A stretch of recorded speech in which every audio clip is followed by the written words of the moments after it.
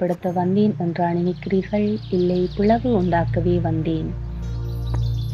லூக்கா எழுதிய நற்செய்தியிலிருந்து வாசகம். அதிகாரம் 12, இறைவசனங்கள் 49 தொடக்கம் 53 வரை. அக்காலத்தில் இயேசு தம் சீடரை நோக்கி கூறியது: மண்ணுலகில் தீமூட்ட வந்தேன், அது இப்பொழுதே பற்றி எரிந்து கொண்டிருக்க வேண்டும் என்பதே என் விருப்பம். ஆயினும் நான் பெற வேண்டிய ஒரு திருமுழுக்கு உண்டு. அது நிறைவேறும் அளவு நான் மிகவும் மன நெருக்கடிக்குள்ளாகி இருக்கின்றேன். மண்ணுலகில் அமைதியை ஏற்படுத்த வந்தேன் என்றா நினைக்கிறீர்கள்?